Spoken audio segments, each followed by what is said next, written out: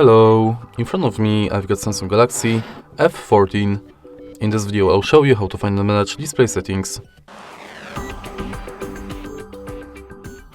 In the beginning, let's go to settings, enter display, and right here we've got all settings for our display.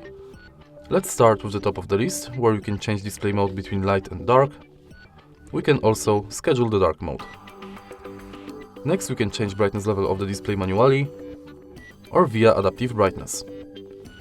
Then we can enable or disable eye comfort shield and also schedule it and adjust it.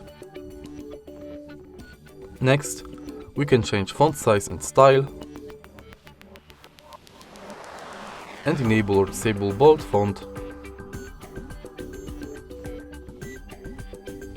Then we can change screen zoom,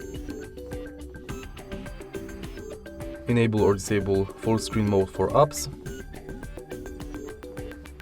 hide notch for apps, change screen timeout between 15 seconds and 30 minutes, manage navigation bar between buttons and swipe gestures, enable or disable accidental touch protection, touch sensitivity, and set screensaver.